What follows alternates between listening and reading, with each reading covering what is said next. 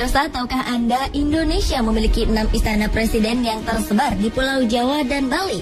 Antara lain Istana Merdeka di Jakarta, Istana Bogor, Istana Cipanas, dan Istana Tampak Siring di Bali. Istana kepresidenan itu digunakan sebagai tempat resmi kediaman presiden, juga sebagai tempat presiden menggerakkan roda pemerintahan, atau menjadi tempat beristirahat tamu-tamu negara. Namun ternyata ada juga yang menyimpan cerita-cerita unik maupun kisah-kisah mistis. Lalu, seperti apa keanehan-keanehan yang terdapat di Istana Kepresidenan Republik Indonesia?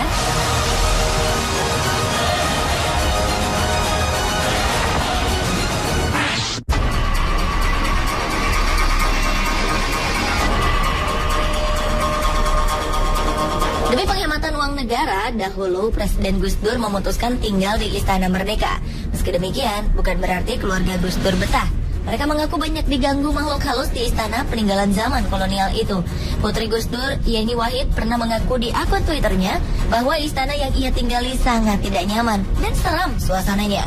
Bahkan sang adik Inayah Wahid sering diganggu oleh makhluk halus. Kejadian menyeramkan ternyata tidak hanya dialami keluarga Gus Dur, sejumlah pegawai istana juga kerap mengalaminya. Bahkan saking takutnya, untuk membersihkan lantai 4 dan 5 di Wisma Negara saja tidak ada yang berani, karena takut dengan penunggu di sana yang tidak kasat mata. Menurut ajudan Gus Dur saat itu, yaitu Munib Huda Muhammad, Presiden Indonesia kelima itu tidak menggunakan cara-cara mistis untuk mengusir keangkeran istana, melainkan dengan cara yang logis. Gus Dur membuka Istana Merdeka bagi masyarakat, sehingga di era Gus Dur, Istana Merdeka ramai dan tidak angker lagi.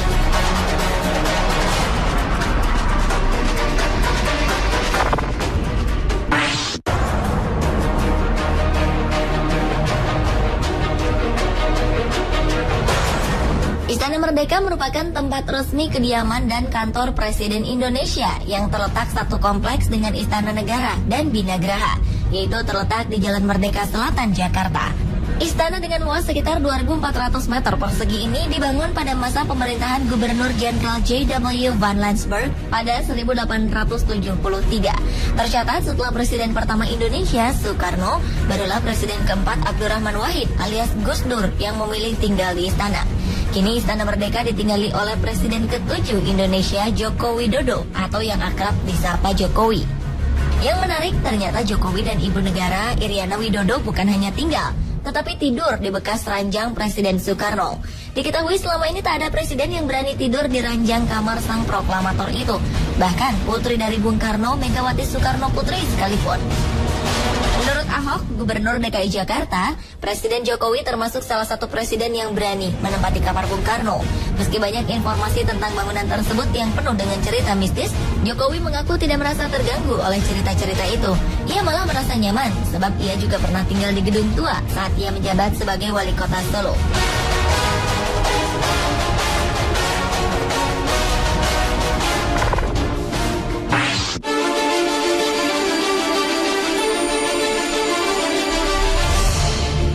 Sebagai pusat kegiatan pemerintahan negara, saat ini Istana Negara menjadi tempat penyelenggaraan acara-acara yang bersifat kenegaraan, antara lain pelantikan pejabat-pejabat tinggi negara hingga jamuan kenegaraan.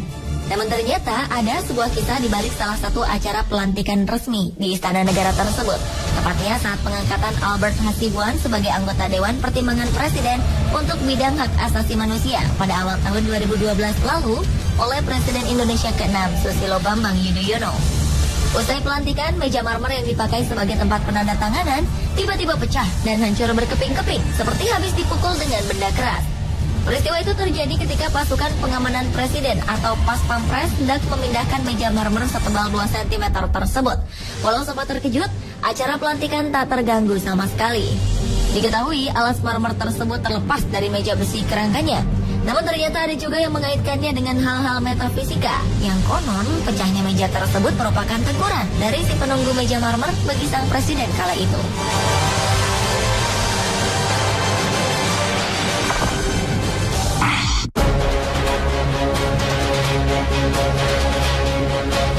Pemirsa, Rabu 22 Oktober 2014, Presiden Joko Widodo menggelar jumpa pers perdana sejak dilantik pada 20 Oktober lalu di halaman Istana Kepresidenan. Ada yang menarik dalam jumpa pers tersebut. Lokasi yang dipilih sebagai tempat jumpa pers juga tak biasa. yakni di bawah pohon Ki Hujan, nama sebuah pohon jenis trem besi besar yang ditanam di belakang Istana Merdeka. Pohon Ki Hujan ini seperti menjadi saksi bisu atas segala yang terjadi di kompleks kepresidenan itu. Di antaranya saat SBY pernah menerima penyerang kesebelasan nasional Prancis, Zinedine Zidane.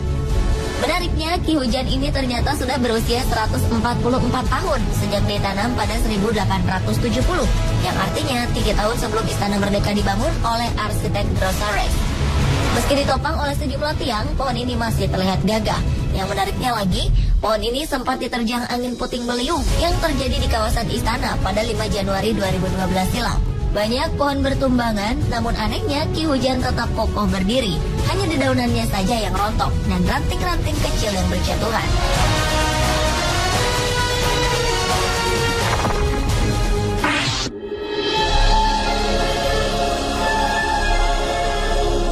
Istana Bogor merupakan salah satu dari 6 istana Presiden Republik Indonesia yang mempunyai keunikan tersendiri dikarenakan aspek historis, kebudayaan, dan faunanya. Namun di balik keunikan itu ternyata ada kisah misteri yang beredar di kalangan masyarakat tentang salah satu patung yang ada di istana yang dibangun pada tahun 1744 itu. Konon beredar kisah tentang seorang peserta pendaftaran yang berkunjung ke Istana Bogor dan melakukan hal usil ke salah satu patung perunggu berwujud wanita tanpa busana. Dengan sengaja ia meletakkan bulu-bulu wol, rontokan dari karpet di bagian terlarang tersebut. Esok hari ia terkejut karena bulu-bulu serupa ada di kantung celananya. Dan ketika makan, ia pun tersedak tanpa sebab, namun yang keluar dari tenggorokannya adalah bulu-bulu karpet tersebut. Kabarnya almarhumah mantan ibu negara, Hartini Soekarno pun sempat mengiyahkan bahwa di Istana Bogor terdapat makhluk astral penunggunya. Konon, ia pernah melihat seorang tamu yang tak kasat mata saat memasuki ruangan presiden di istana tersebut.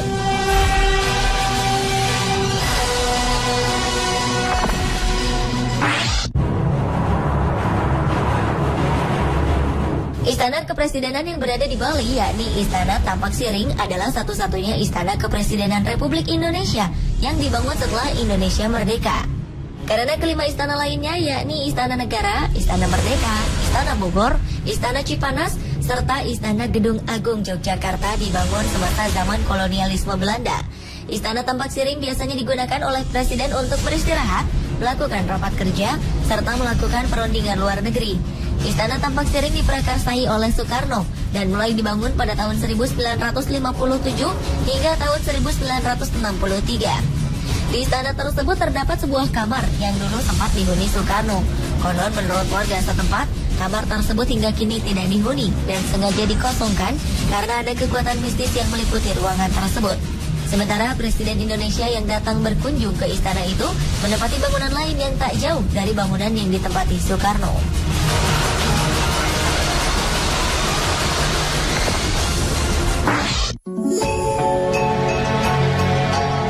Istana Gedung Agung merupakan salah satu dari 6 istana kepresidenan Republik Indonesia. Istana ini terletak di pusat kota Yogyakarta, tepatnya di ujung Jalan Malioboro.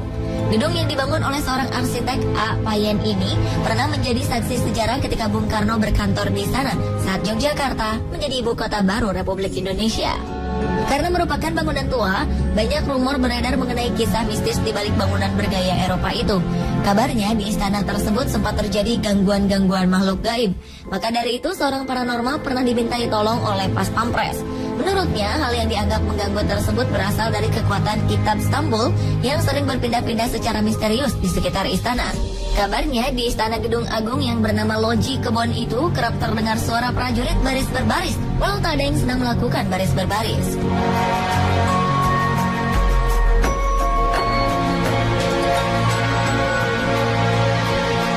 Pemirsa, itulah 7 peristiwa aneh yang pernah terjadi di Istana Kepresidenan Indonesia versi On The Spot.